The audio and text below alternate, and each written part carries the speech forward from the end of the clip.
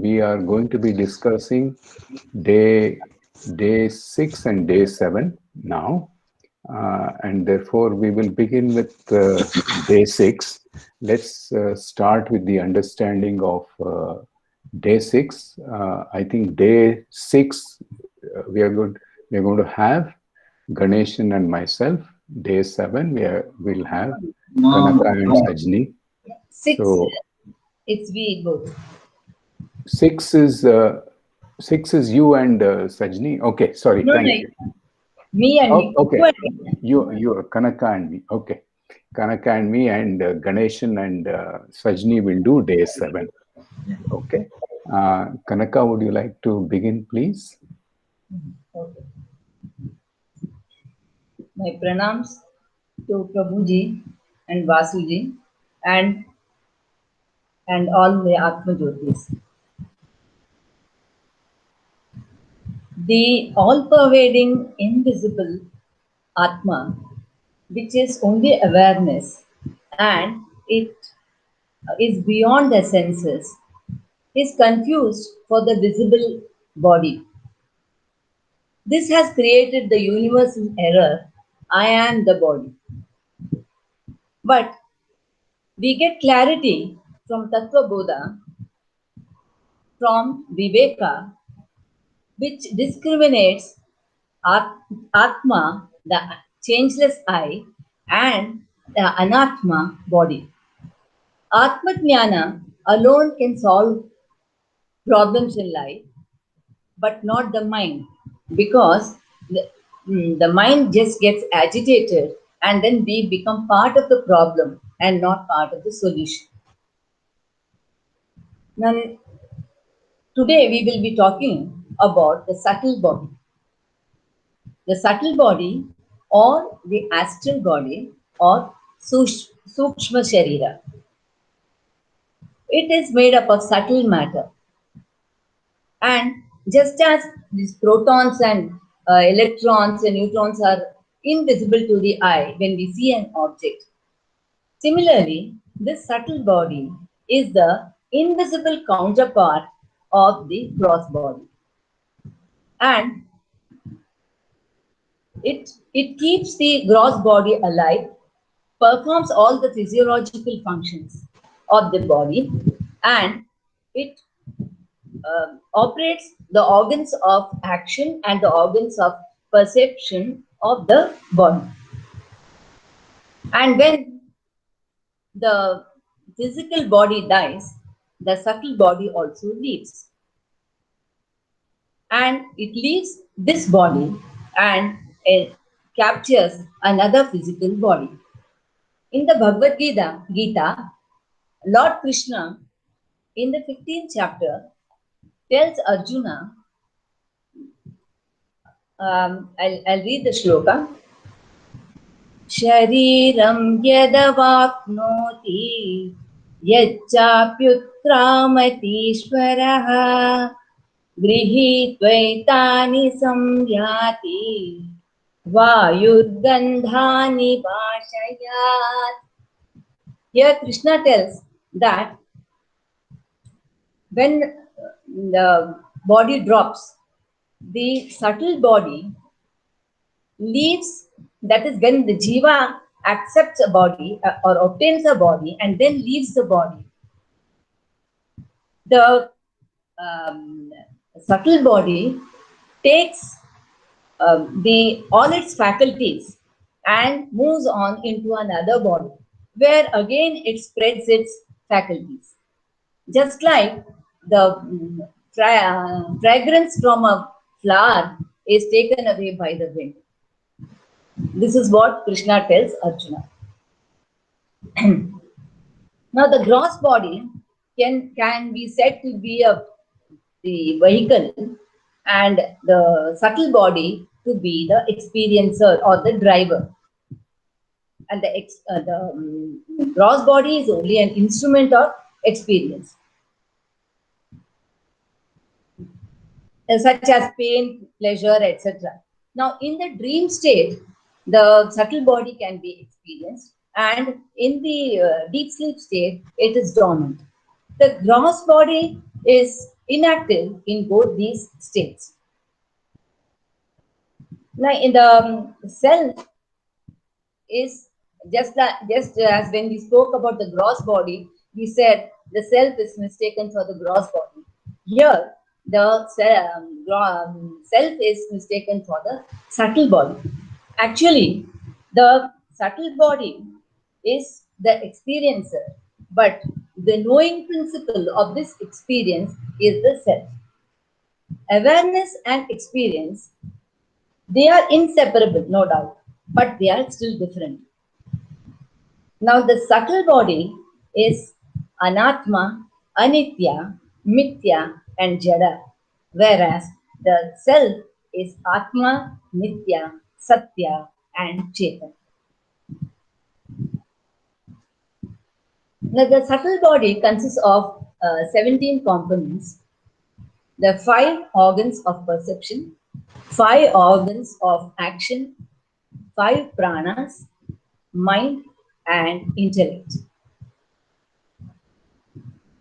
It is, we acquire this subtle body only when we have good deeds in the past.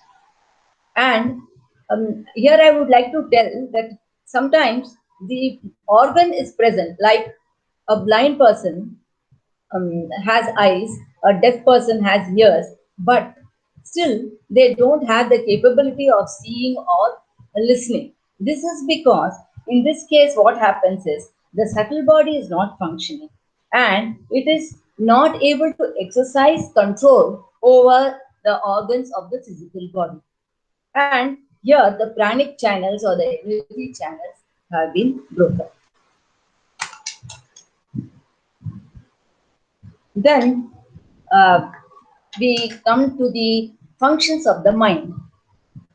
The mind has 4 functions called the antakarana, manas, buddhi, ahankara, and chitta. This manas receives its stimulus from the sense organs and operates through them. The mind has a lot of doubts, options, and because of the options, it has doubts, and so there's a clutter of thoughts, and because of this, we call it as samshayatmaka. The intellect, on the other hand, is the decision maker, and we call it as nishchayatmaka, though of course it takes help from chitta, memory. Now, ego is, it has an identity of ownership and it projects the personality. The ego is actually, it is only a temporary ownership, but it claims that I have done this, I have done that, but actually it does not do anything. It tells the intellect what to do. So the intellect takes inputs from chitta, that is memory, and it is influenced by ego. Now, when the jiva attains, is enlightened, during enlightenment, the ego becomes weak. It withdraws, and it is not seen. It is away from the main scene.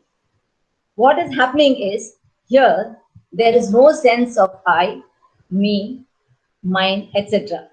And the intellect operates directly under Atma. It is not influenced by ego because ego is not active, and it is influenced by Atma, the witness, and which has no personality, and therefore the self is experienced through the subtle body.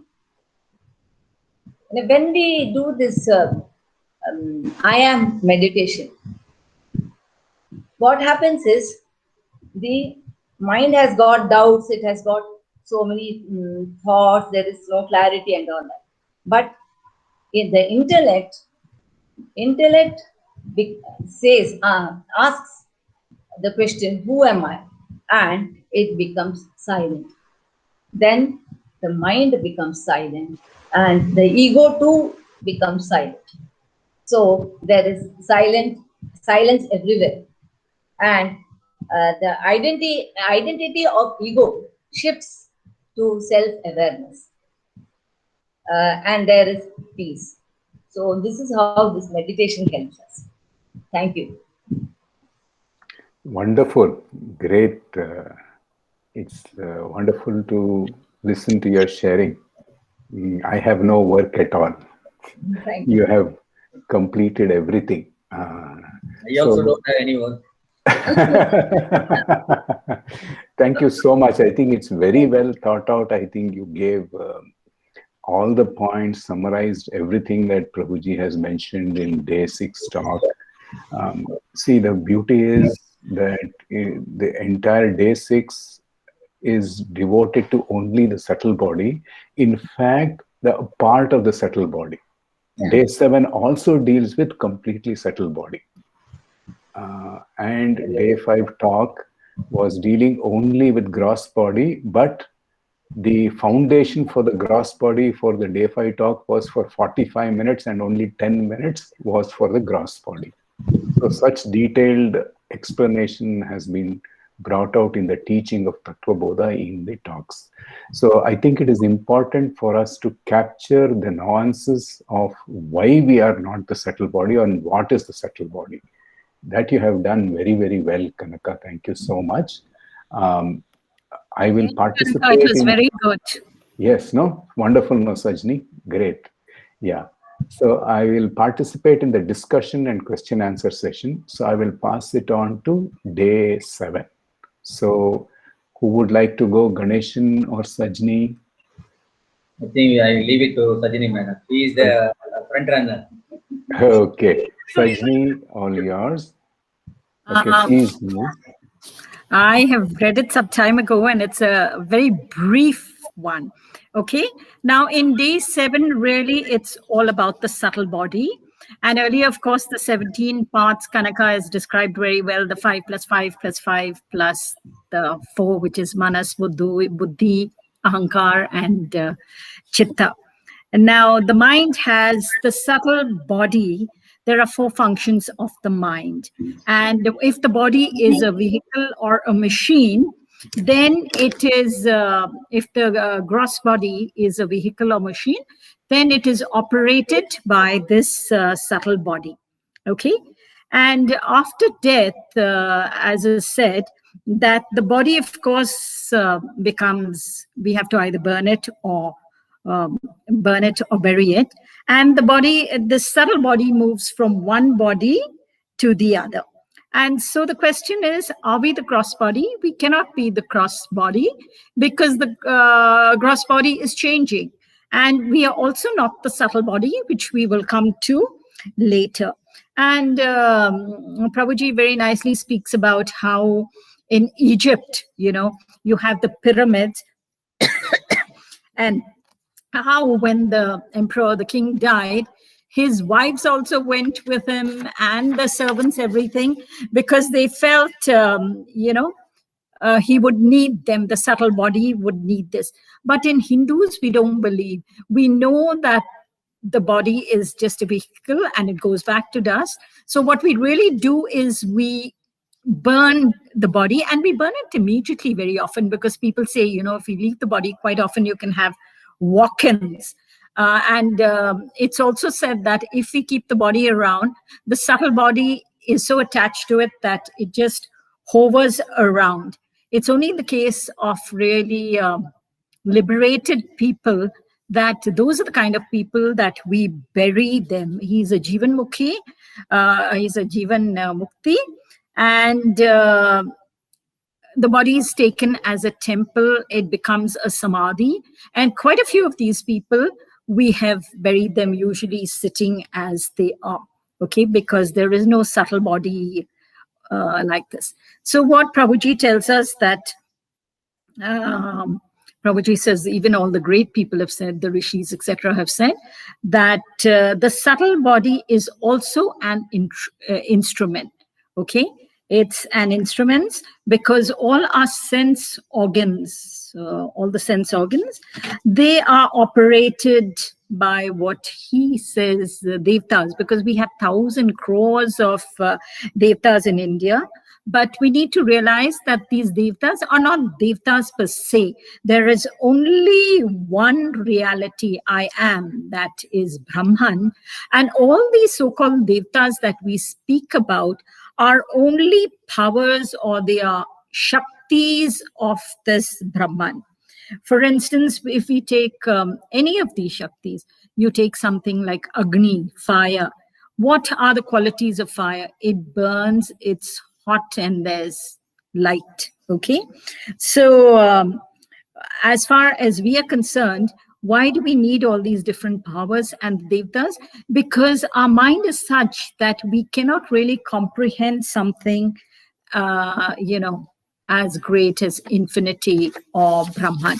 And therefore we have each god, and each god is representative of a certain power. Lakshmi, wealth, Saraswati, knowledge. I mean, you just name them and we have so many.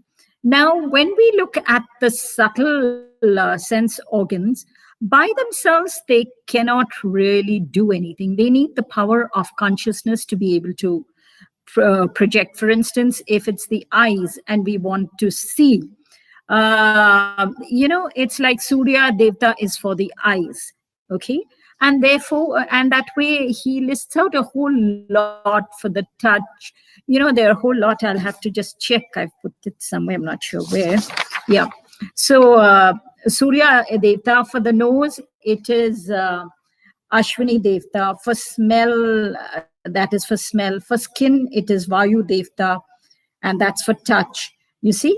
So what we have looked at, that all these devtas look after some parts, and because of that power and consciousness together, we can see, hear, touch, feel, etc., etc.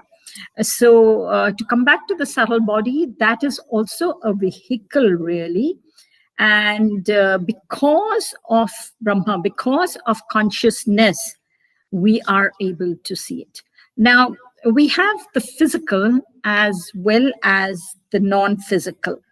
And he goes on to tell us, Guruji goes on to tell us, how if we have pain, we can't really measure pain, because there is no instrument to say how much pain that is, because that is really not really in the body. Okay, it's non-physical.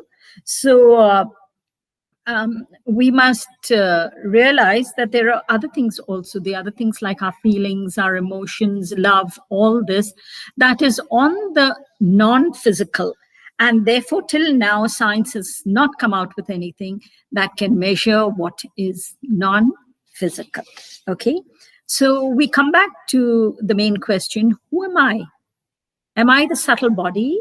And the answer is no. Am I the mind? No. All these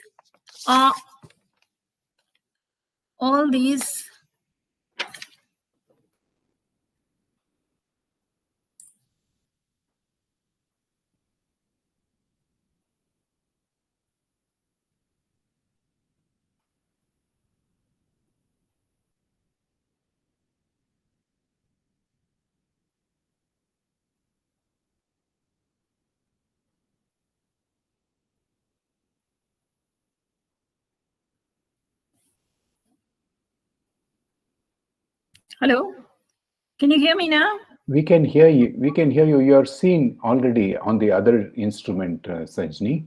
No, because something's happened here. I'm not able to go. So okay. I switched from. Well, can you hear me? Can you see me on my thing? Because I can't see anything. Yes, we can see you. Okay, then I don't know. I was just about trying from my phone because I don't know what is happening. So as I was saying, who am I? I'm not the mind. I am not the subtle body, because all this is changing. So all this is unreal, and anything that is unreal cannot be the truth. Guruji goes on to say that the mind is the experiencer of the gross body. Okay, and we need to realize that the experiencer and the experienced are different. Okay, now I am the knower of the experience. So this I is actually different from what the subtle experience that I am going on. So we need to see, as is pointed out, that we are each, each is operating at a different level, as he says. For instance, Agni can operate at multiple levels, okay? And we need to know from the unmanifest to the manifest, this is how. So from the deepest levels to the uppermost levels, everything manifests at different levels. And now we also need to know where Guruji goes on to speak about the ego. And very often, we think I did it and we take ownership of everything. Ego is necessary also, he says, because it protects us and it's a kind of survival mechanism. But for those of us who are on the spiritual path, we need to know that this ego needs to drop off.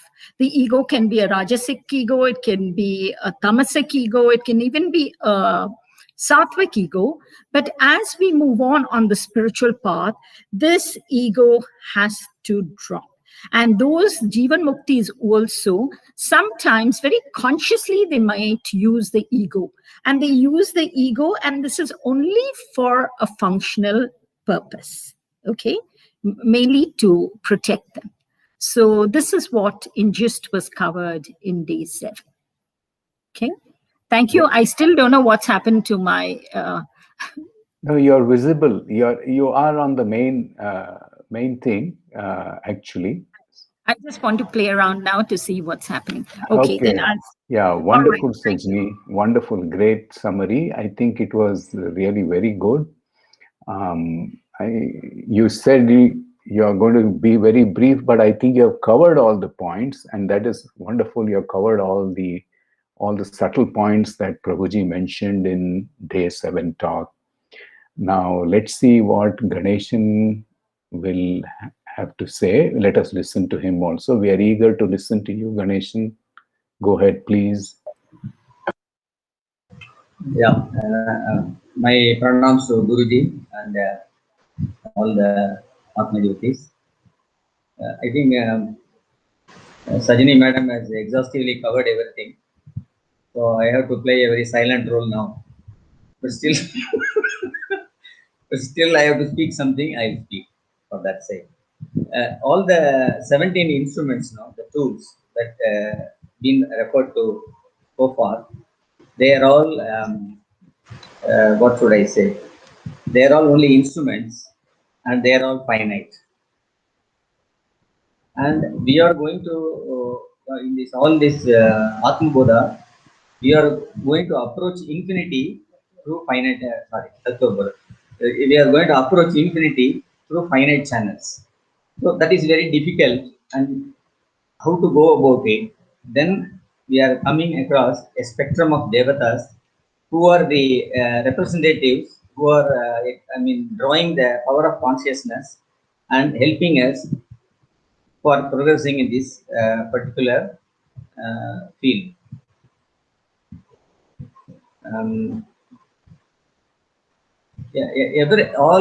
Complete the whole activity of the individual, the whole activity of the world, everything, they all work for Brahman, and Jiva is just a vehicle. So this is one of the things. Coming back, second, you was talking about the science. Science can only be physical; it cannot measure the subtle things. So that is why we cannot use the scientific methods for recognizing our inculcating that enlightenment aspect of our personality. Then you described about all the different devatas. Already, Madam, as she has explained, they are all universal things. For example, hunger is universal for everybody. The hunger is there. all those aspects of them aspects are totally covered, and each and every individual goes through that process of that activity. That's what he mentioned. And he was talking about ego. The ego is just a broker. The ego thinks that it does not do anything. Everything is get done in its own way, but ego thinks I am doing that job. So it is a misnomer, and ego has to be dropped for our spiritual development. And he was comparing, many places in Upanishads we see ego is just like when you mature, when the personality is matured in such a way through all the different sadhana and practices, the fruit, just like a fruit drops from the tree, the ego drops. Or in another analogy, he was selling the husk of a coconut. The coconut, when it is planted, the husk and all that go away. Finally, the coconut sprouts and comes out. So the ego dropping, he was mentioning it very nicely. That impressed me quite a lot. And he was describing Shiva and what all he was wearing and all that. So he brought out the metaphor, no, that snake, serpent on his neck. So actually, he was referring that serpent is a snake for the is a poison for the individual who is ego conscious, who is always thinking about small self. Whereas for Lord Shiva, that a serpent becomes an ornament because he is using that ego for universal welfare. So these are the things which captivated me, and I put a full stop for my talk. Thank you. Thank you, Ganeshan. Such lovely compliment to Sajni that you have done on day 7, especially on what ego means to Shiva and what it means to ordinary people like us. Okay, so let's get into a bit of discussion and question answer session, can we? So that all of us learn, we can participate.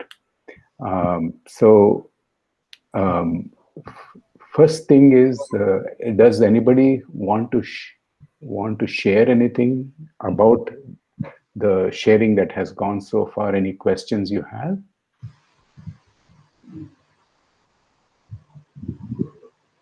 Okay, so there is one aspect in Tatva Bodha throughout, and Prabhuji has mentioned this quite often. What is the main problem? What is the main problem? Why should we have, in other words, what is the importance of Viveka? We need to distinguish between the real and the unreal. Okay. We think of ourselves as the body, mind, intellect. Okay. And we need to realize the 3 bodies, the causal body, the gross body, and all. And to realize that we are not the gross body, we are not the subtle body. And this is why we need our Viveka, really. So that's a very nice point. Why do we need to separate? Because we have a wrong identity. What is we the are identity? under a. What do we mean by wrong identity? That means we are not realizing that each one of us is the self. So how are we not realizing that we are the self? Because we are thinking that body is me, this mind is me, intellect is me, all this is, and all that I see in the world is real. So I'm taken away by all this. Okay, and wonderful. So what does it mean? Body is me is one thing. We are saying, we are thinking body is me, then you're actually saying body is not me. Correct? So where is the issue? Why? Vasuji, where is the core of the issue? yeah, Vasuji, can I speak about this? Yes. Yeah. Vasuji, the thing is, we are superimposing all the things on the I. The I principle is getting superimposed by non-self. Okay. When this happens, there is a natural misidentification, or what happens is we start to think that because of the antakarana, when there is a doubt, superimposition always creates doubt, and the mind is samshayatma by its basic nature. Then what happens is it starts to, whatever it sees first, whatever it perceives first, it thinks that I am this, I am this. Therefore the viveka is of pivotal importance, because it gives us, it's such a tool which will show you how to negate what is non-self through Vedantic Vichara. Wonderful. I think we have got to a lot of the answer amongst the three. So amongst all of us here, Ganeshan, you're silent. Do you want to say something? Yeah. See, the Devatas are able to, bring out that power of consciousness. We are not able to. So, to come out of the small shell, we are locked up in the shell of body, mind, intellect. So that is the reason. Yeah. Okay, so we are saying I am I get identified with the body, then we get locked up with the shell. We are not able to identify with the consciousness. And Sheetal also said wonderfully well that Viveka is important. Now, it is no doubt, all of us agree Viveka is important. And this is superimposition, Sheetal talked about. Then I am not the body, Sajni said. Okay. Now, what is happening in our daily life? If I know I am not the body, okay, do I know I am not the body? We know it on an intellectual level, but we don't really put it into practice, you see. Okay. Anything goes wrong, we think, oh, I'm the body, we get caught up with our feelings, our emotions, all this. So, it's not Tattvamasi. That has not really been deeply ingrained in us. So it's only at this level. See, what I feel, what she is referring, intellectual understanding alone is not going to help us. This is my feeling. Yes. You have to go deep into your own small self, dig out what is the problem, so that intellectual understanding, it also helps you to sail through smoothly. But that is not everything, I feel. I don't know. In short, so here, okay, go ahead, Kanaka. in short, Atmajnana has to dawn. Okay, that is a goal. That is fine. Now you got out two wonderful statements. I am the body, I am not the body. I identify with the body, but I am not the body. Now here lies the crux of Viveka, why we need Viveka. Okay. I identify with the body, but I am not the body. What does this mean? We are not I discriminating. am confused of who I am. Yeah. Am I the body or am I not the body? Sometimes I feel I am the body. Okay. I am sorrowful today. I am in sorrow today. I am happy today. What does it mean? I have identified with the mind, the subtle body. Okay. This is my body, I sometimes say, as an object. What does it mean? I am separate from the body. I am seeing the body as an object. Does this not happen within the same day? So this is the confusion. And Tatva Bodha and all spiritual texts, the sole purpose is to eliminate this confusion. And in day 6 talk, there is one principle that is outlined. Okay, from the experience and the knower of the experience. Do you agree? I and the experience. I is the knower of the experience, and experience is already there. Now, can we separate the two? Can you separate the knower from the experience? Can you separate the reflection from the mirror? No. Physically, no. Logically, yes. And what is the tool? Viveka. So that is the main purpose of Viveka, is to eliminate the confusion. Throughout Tatva Bodha, the same theme comes. And what are the different Vivekas that we are using in Tatva Bodha? We all know that. Satya, Mithya, Viveka. I think, Kanaka, you're on mute. You have to unmute and talk if you have a name. Please. Yeah, go ahead.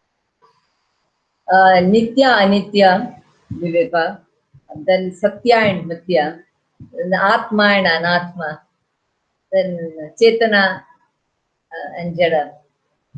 We cannot physically separate Chetana and Jada. Yeah. We cannot physically separate Atma and Anatma. We cannot physically separate Satya and Mithya. We cannot separate Nitya and Anitya. It is impossible because it cannot happen in reality. Why? Because Mithya is an expression of Satya only. Anitya is an expression of Nitya only. Anatma is an expression of Atma only. In short, there is nothing other than Atma. Can you give an example? What is the flower? It is a manifestation. Yeah. So this is a rose. What is implied in the statement? This is a red rose. The implication is, I know this is a red rose, isn't it? Yeah. Without you knowing, can you claim this to be a red rose?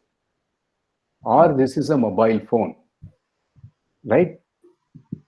Mobile phone is Anatma. I know this is a mobile phone, the knowing principle. Now, without the knowing principle, can this exist in our experience? No, it cannot. Yeah. We cannot. But is it the same as the knower? No, it's not. Still, it is not. This at least is fairly easy, because phone is an external object. Now, when does it become critical? When we get closer to ourselves, to my body, to my gross body, to my subtle body. Because my gross and subtle body is kind of more strongly integrated with the knower. It has to be integrated with the knowing principle. Otherwise, world itself doesn't exist without the knowing principle. Okay, so that is the reason why this is there. The main thing is that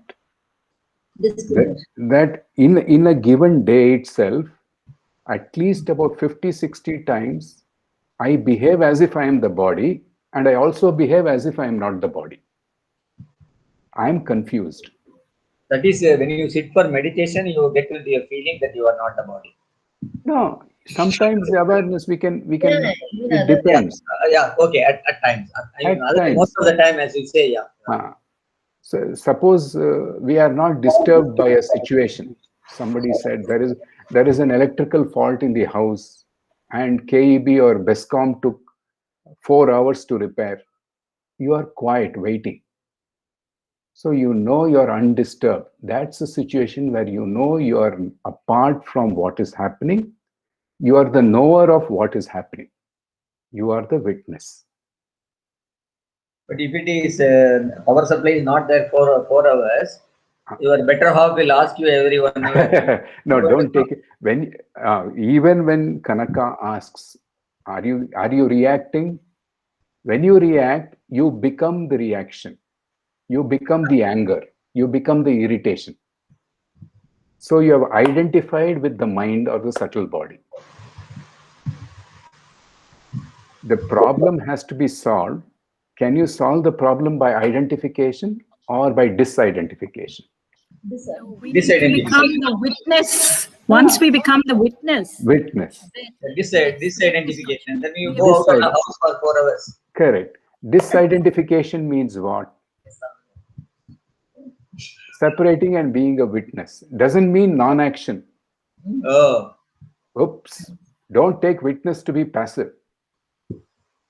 active. No, yeah, that is the fundamental mistake. Don't take witness to be passive. It is intelligent. It is not Jada. The witness is the Chetana.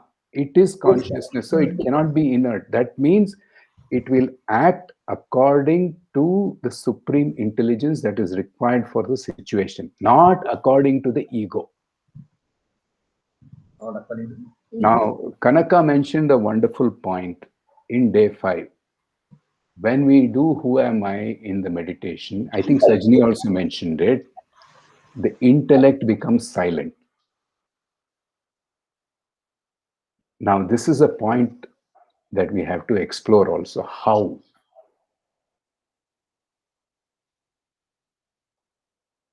Did you just take it The intellect asks the question, who am I? So it goes inwards. And then after a point, it becomes silent. There, no more questions can be asked. Like, for whom is this pain? For whom is this joy? For this body? Again, who am I? It goes on. And then after that, it becomes silent. Yes, it realizes that all these things belong to the domain of the mind. What I feel. Okay, wonderful, Ganeshan and Kanaka. Sajni wanted to say something. She is unmute. Can you? No. That's okay. I was just thinking on the same lines. You see, very often, as Sri Ramana also has said, when we keep speaking about who am I, and the whole time, who does this thought come to, etc., there comes a point where there is a stillness and silence. Okay, but this is something, that's why we need to do a lot of nididhyasana and get to a point of that silence. And I think even if we enter that silence for a few seconds, then we are getting somewhere. Okay. And, wonderful, Sajni, wonderful. Actually, here is the distinction that we are trying to come about. Suppose we are engrossed in something. Okay, in a painting, if I'm a painter, I'm engrossed in painting. Or many times in a project that I was working in, I was very interested. We had targets. I did not know how the day passed. I only later realized, oh, I have spent 8-10 hours at work without realizing. I was not myself. Okay? To be in the flow. But that is not the thing. The question is this: is the intellect silent there? Is the mind silent? Then why is it that even when the mind is engrossed in an external activity, it is not silent? And when it asks, who am I, it becomes silent. That's the difference that we have to investigate. What is the mechanism? Why is the intellect satisfied?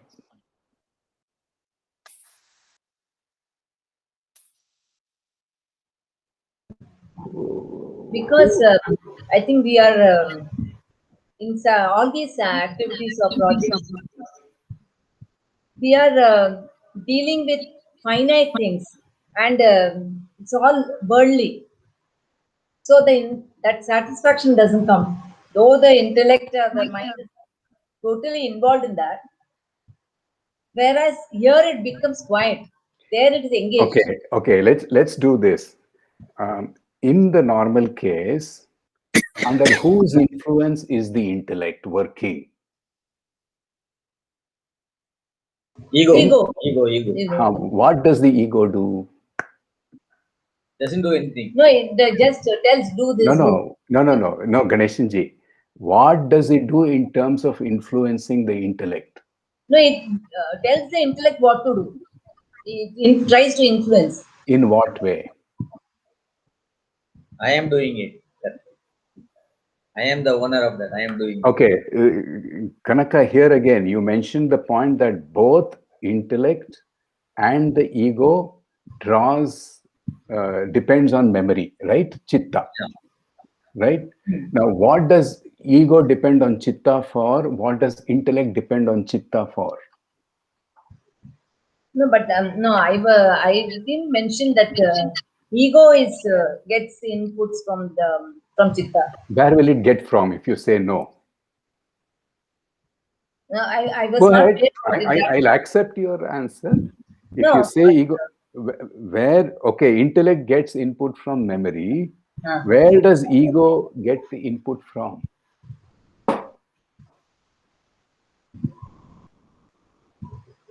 it's exactly No, okay. from ownership. To just help in understanding, both get the inputs from memory only. But there are two different inputs that they get. What are they?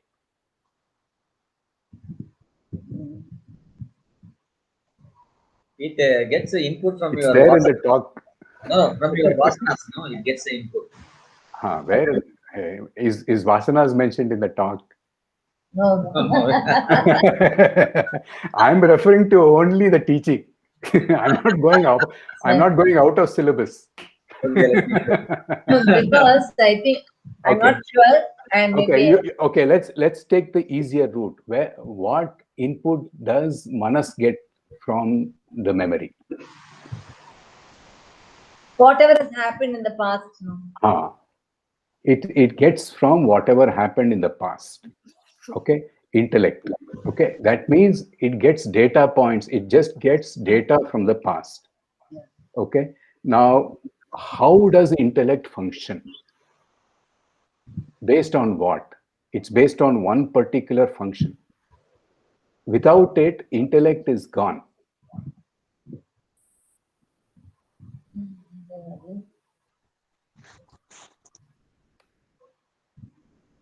I think intellect gets this input from its own. That's what I think. No, it gets from memory only. Yeah. Intellect gets the input from memory. That is the functional data from memory. I think Okay, here is the thing. Present. Here is the thing, the distinction made in the teaching of day 5. Left to itself,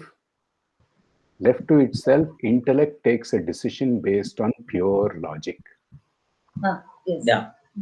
That is mentioned in Yes. the day 6 teaching, right? 7 also. Then why is it not able to take decisions based on logic?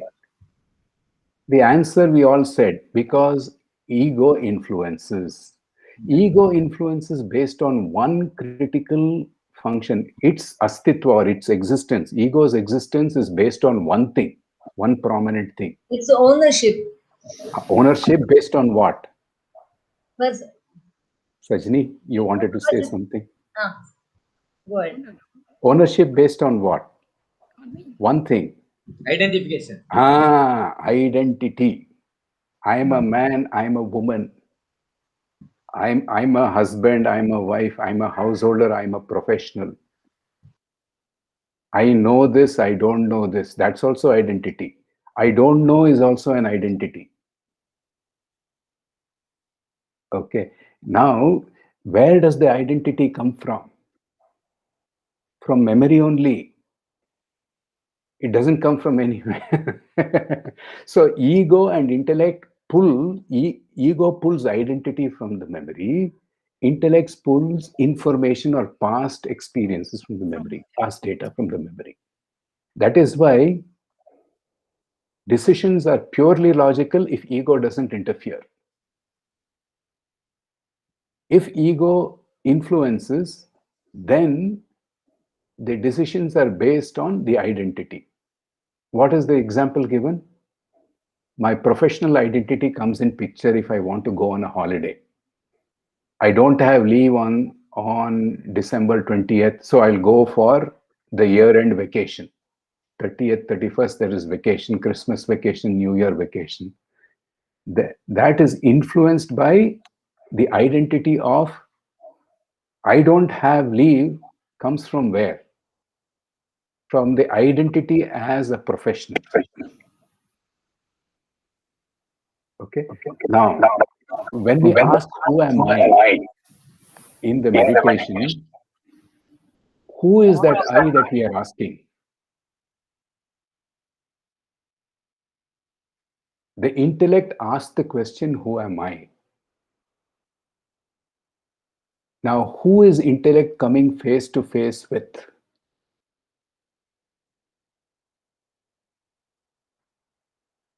Can you repeat also? The statement in the understanding and the discussion was, when we do who am I meditation, the mind goes silent. Yeah. Now, do we know who's asking who am I question? The intellect. The intellect only has to ask. Now, Yes. all right. Now, when the intellect asks who am I, who is that I that intellect is referring to?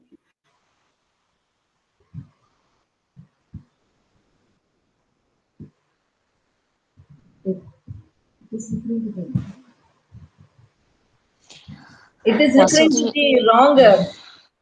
I mean, it does not know that thinks is that body is me and the mind is me, but the intellect wants to know exactly. So it's asking who's this body, who's this mind. It's influenced by the ego. Then intellect is influenced by the ego, and it's asking who is influencing me, which means it's asking who is this ego. What happens when the policeman faces the thief? Will the thief stay? Pardon? What happens if the policeman faces the thief? The thief will run away. Thief will run away. So the ego scoots. Who is left for the intellect? If ego runs away, who is left? Atma is in. The self the big or I. Atma is left. And what is the characteristic of Atma? Pure. Nirguna, Nirakara. It doesn't have any identity. It's quiet. It's silent. Qualities. So Pure the awareness. intellect just drops into silence. Now, unless the intellect is powered by or identified with the self, there is no way that the intellect can be silent. Because otherwise, the intellect is under the influence of ego, which is identity based. Even the intellect will be chattering, constantly taking decisions one after another based on identity. So this intermediary fellow, this broker, as all of us have said, that fellow must be questioned. Hey, who are you? Why does he run away? He doesn't run away. He just dissolves. Why? Because he is non-existent. The intellect, the subtle body has given him a false existence, and thinking that that ego is real. When we question the reality of the ego, it's like showing the lens and beaming the sun's rays on a piece of paper on earth. It will simply burn. So that is the power of inquiry. So first thing, Tatva Bodha is full about eliminating confusion. Because we are confused, Tatva Bodha is there for us. If we are not confused, Tatva Bodha can be kept aside. All right. But all of us need, because we are confused. One time, in 1 second, I'll be behaving as if I'm the body, mind, intellect. On another second, oh, all this is mithya, all this is anatma. 1 minute, Vasu. See, when the mind goes into a silent mode, I mean, you can ask who am I and all that. That is okay.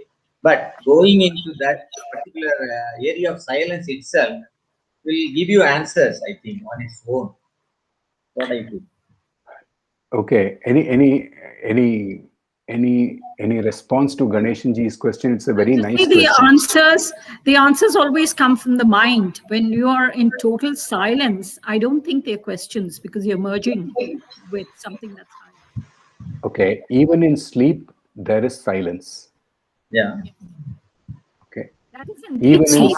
even in samadhi, there is silence. What is the difference?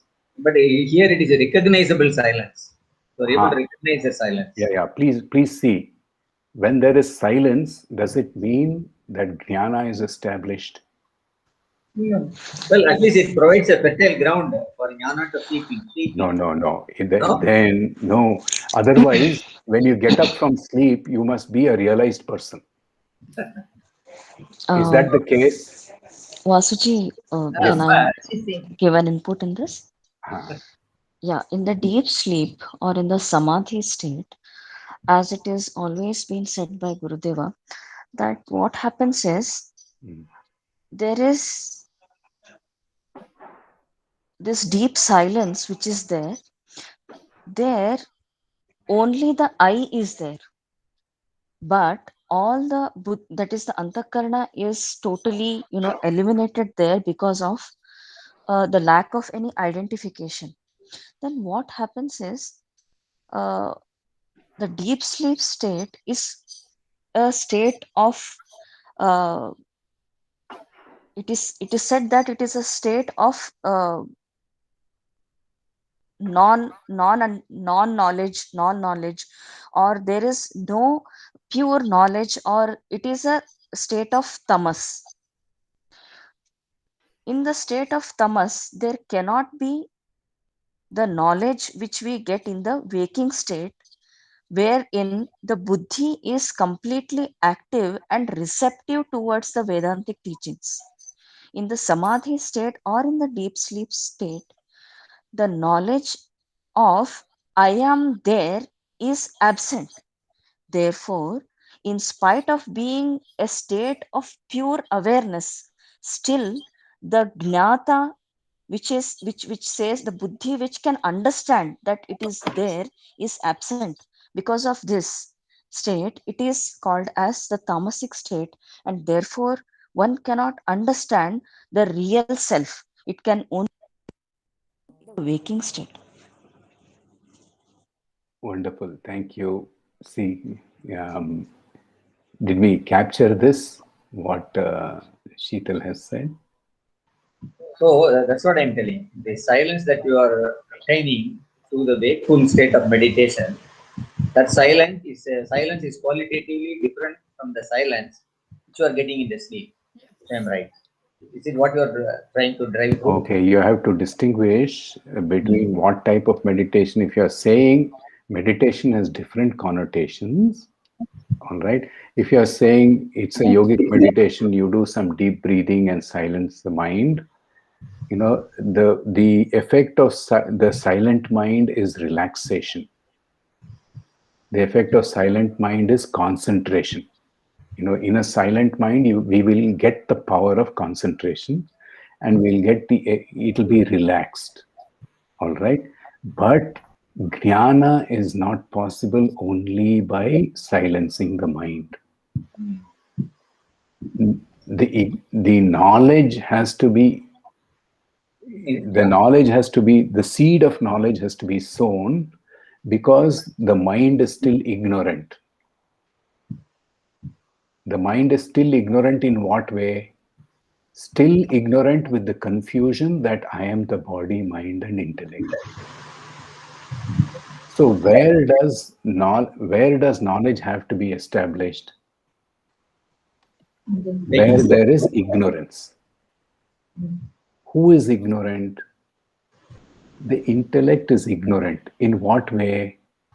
Because the intellect is influenced by the identity provided by the ego. Silencing the mind is very important, but it is like preparing a fertile ground. But that in itself is not sufficient. We have to sow the seed of who am I? What is my real identity? Soham. I must clearly see myself as Atman. That's a positive thought. That's a positive knowledge. I am not this is negation. Then the mind will get silent. But that itself is only halfway. Without I am that, knowledge, jnana will not be possible.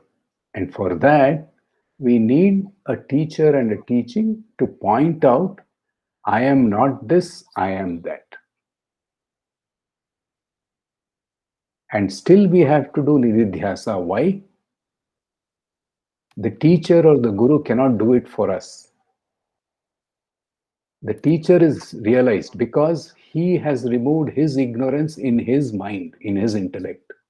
Now, who has to remove our ignorance? I have to remove my ignorance. Where? In my intellect. So the guru can't put his hand in my intellect and take it out. What will he do? He'll point out. He'll point out, I am not this, what I am thinking myself to be, what I am confused. He'll point out, Tattvamasi, you are the Supreme Self. You are Brahman, you are that. Now, it is the seeker's effort and the seeker's dedication to realize Aham Brahmasmi. I am Brahman. What is Guru's compassion? To say, you are that, Tattvamasi. What is seeker's dedication? To realize, I am that, Aham Brahmasmi. These two are different. Guru's responsibility through his compassion is, he is going to tell, you are not the body, Baba, you are that. You are Tattvamasi. Otherwise, everybody, without, that is why sadhana or nididhyasa becomes important. And by sadhana here in Atma Vichara, we mean nididhyasa, and Shravana, Manana, nididhyasa, all of this together. Okay? All right. So there is one last discussion that we says, everybody agrees there are many points, but we will stop with one point so that we can meditate. Now, I think Ganeshan also said one beautiful point, that for Shiva, the snake is an ornament. For us, ordinary people, it is a poison.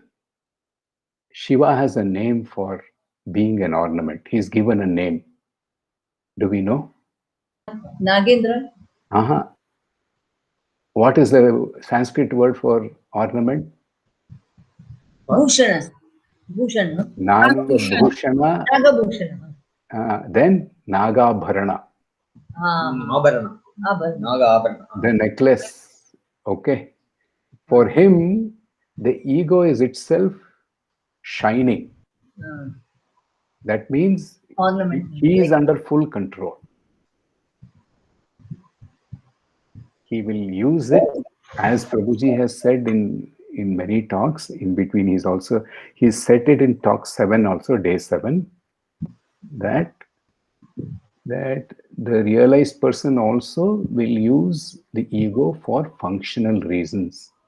Whereas when we are yet not realized, ego will use us by influencing the intellect. Intellect will think, I have taken the decision. But who has actually taken the decision? Ego. Ego. So the only way is to separate out. Okay, and look at that fellow who is influencing. So intellect only has to separate itself out. Intellect only has to turn where? Turn to its influencer. And then instead of being influenced by the ego, it comes in direct contact with the self, because ego vanishes. The intermediate, the broker, vanishes. The broker can vanish only by inquiry. Otherwise, it will be a temporary cessation. Siddhi, Samadhi, temporarily the ego will go, again it will prop up. Okay, so shall we meditate for a while? And any other points you would like to share? This is important because the reason I got this up is because who am I meditation silences the intellect. How we have to understand, because the mention of ego also is there, and intellect is generally outward facing, so it's busy. It can only silence when the broker is gone.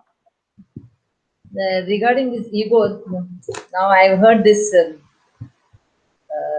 example also. Like when there is a marriage going on, and That one one. person he is very active. Imposter, right? Imposter. So and Yes. when they question him who that, then he disappears. So Disappears. Wonderful. Sheetalji, you want to Yeah. add to something? Yes, Vasuji. Actually, I needed a little bit of, I want to ask Kanakaji. She has very beautifully, structured her understanding. There was a point which she raised in which she said that the self influences the decision making. What is the understanding behind this? When she says this, I really want to know that the self, the influences the decision making of the buddhi. Big self. that is when when the jiva is enlightened. That then Correct. at that time, since the ego is not in the scene, the intellect turns towards Atma, as what Vasuji told just now, and then it is under complete influence of Atma, the witness. uh, could I understand it like this, when Vasuji just made it more clearer that this journey from the small eye to the big eye, this whole journey, what he was, who am I, the journey from the small eye to the big eye, uh, who is coming face to face, was what Vasuji was trying to say, that who encounters these questions, who encounters these questions is what was being asked by Vasuji. And that was, this bridge was being made narrower and narrower. It was a very clear understanding when Vasuji told that how, we are facing ourselves, that negating and who am I just surfaces out of it. And one more thing was, the body mind complex, this belongs to the world only. This is made very clear in day 6 talk, actually. That is, the world, the body mind is belonging to this world. It is mithya, it is just an appearance. And by doing the self enquiry, how it gradually, dissolves, and the questionnaire himself gets dissolved, is very beautifully explained by many examples given by Gurudeva here. This is one of the very important talks of Gurudeva in this whole series. So Thank you, Sheetal. thank Very you, nice. thank you. Thank you. Sajni, do you want to say anything? No. It's been beautifully explained. It's all very clear. I think we need to end with some nididhyasana or a Yes. meditation. Yeah. So Yeah. all this is ingrained within, and Yeah. we contemplate. So that's it. We have to do some nididhyasa today, at least about 10 minutes. And let's do this. And like what Prabhuji normally does, we will do nididhyasa on today's topic to get a clear understanding. Like what Ganeshanji also mentioned, the intellect gets an understanding, but that understanding has to be established in the Atman or the heart. Okay, the heart here means, otherwise the intellect will go back and get swayed away. So the process of establishing that understanding deeply and firmly in the intellect is nididhyasa. So just to recap a few things, the purpose of viveka is to eradicate the confusion. That is point number one. Confusion, constant confusion between I am the self in one way and I am the body in another way. By body, we mean body, mind, intellect, gross, subtle, and subtle body as well. So this constant confusion, because the reason is because the knower and the experience are very tightly integrated. It is physically not possible to separate the knower and the experience and the knower of the experience. We can only separate it logically through viveka. So if we identify our deep attachment with experience, that means with our subtle body, then that's the first step to detaching ourselves, withdrawing from the subtle body to, okay, that is what we will do in Nididhyasa. And then watching what is happening and applying viveka, apply the yardstick. You can apply any yardstick. Satya, mithya, nitya, anitya, atma, anatma, okay, chetana, jada. Which passes the test? Only the self will pass the test. On the nitya side, on the atma side, which will fail the test? Gross body, subtle body, and causal body will fail the test. So by viveka, we're establishing that I am the self. That is the positive affirmation that I am the self. That knowledge has to be ingrained where? In the heart. And here the heart means the intellect, the deepest recesses of the intellect. So we will do that. Okay? Let's close our eyes.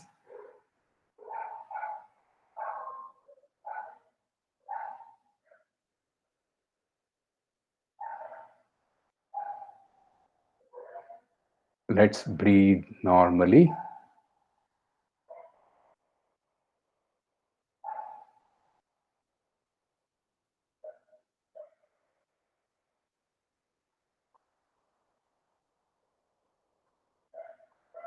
Let's observe the movement of our abdomen.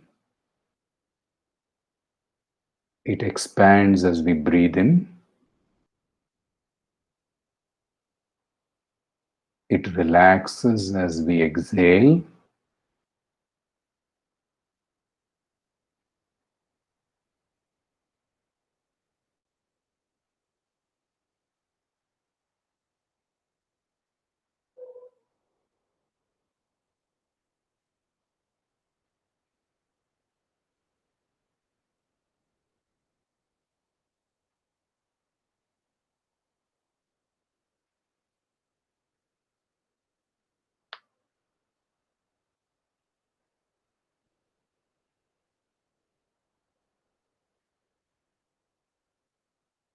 As we watch the movement of our abdomen with our breathing, we feel the synchronization between the two.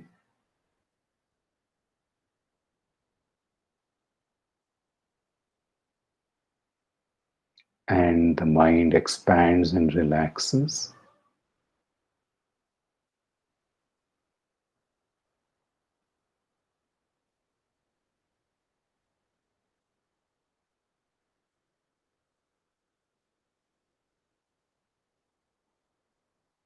We are able to watch our breathing. We are able to watch the movements of our abdomen. So I am not the body. I am not the breath.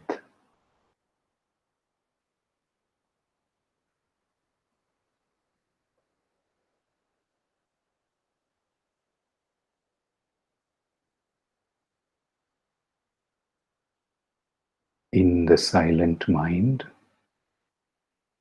Some thoughts will pass by.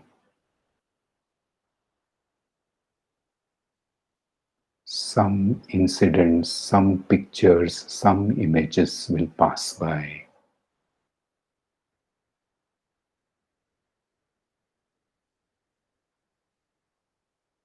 We can recognize these thoughts. We can recognize these situations. So I am not the thought. I am not the feeling. I am not the emotion. I am not even the situations that happen to me.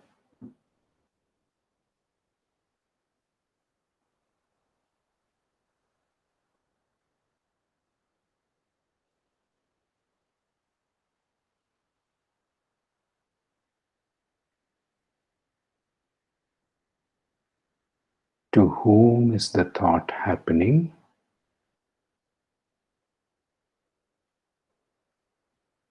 To me. Then who am I?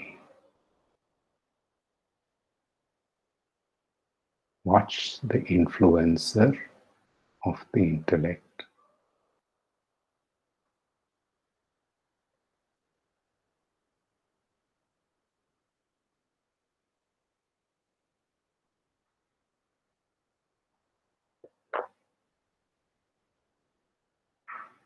I am the pure self.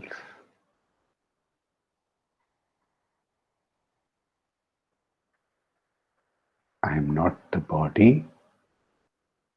I am not the mind. I am not the intellect.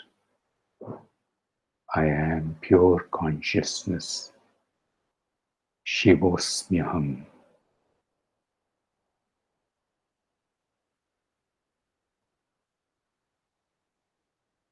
With that firm conviction, let us be in that state for a while.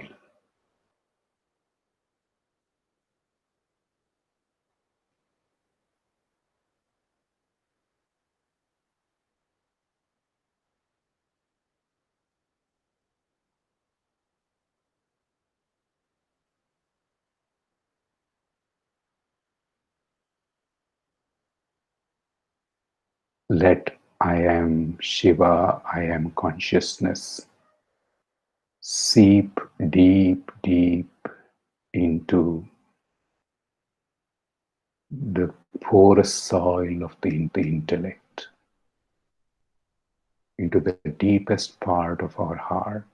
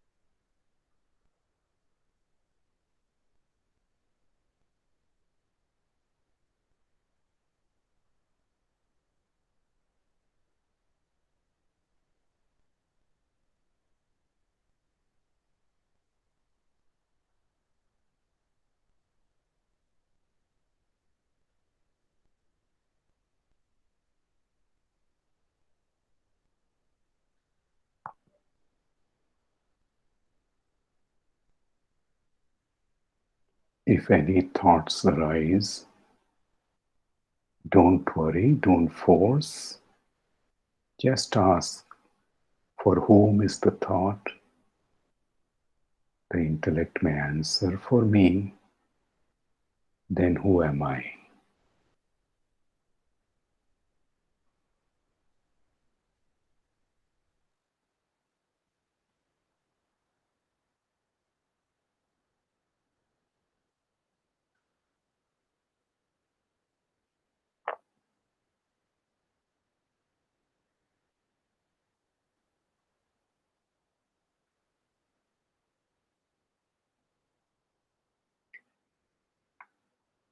Let the self, the pure awareness, be the guiding light of influence always for our intellect. Let's carry this light in our intellect when we talk, when we walk, when we breathe, when we sleep, when we act, when we shop. Then life becomes meaningful and enlightening, because life will be full of awareness expressed through our body, mind, and intellect.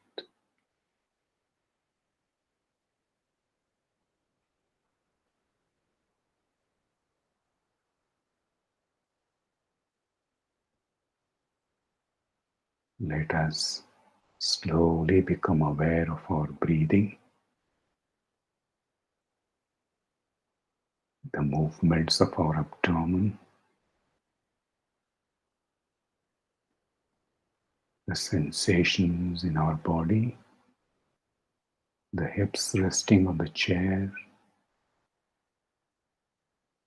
the feet resting on the floor, the surroundings, and let us slowly open our eyes.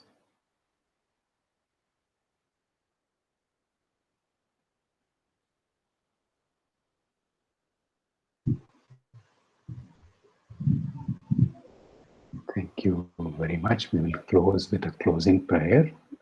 Sajni, I'm just sharing. Are you able to see the closing prayer? Can you please chant?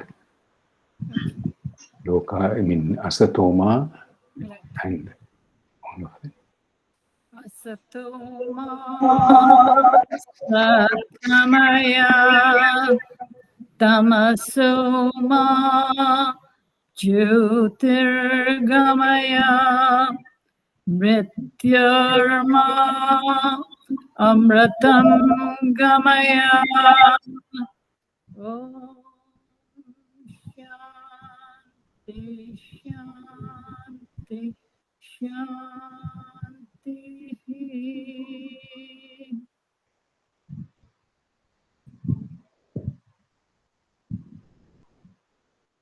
Loka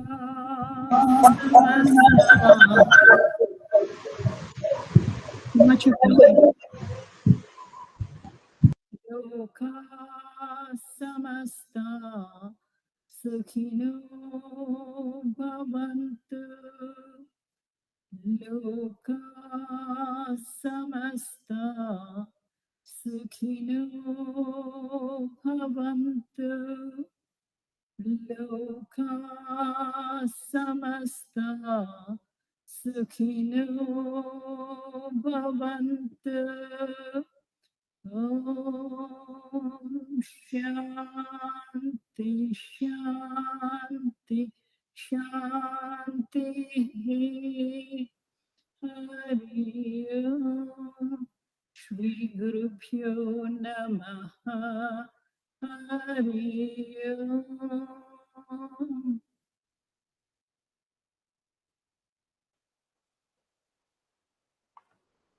Thank you, Ganeshan ji, Kanaka ji, and Sajni ji, and thanks to Sheetal ji also for Thank you, joining us everybody. today.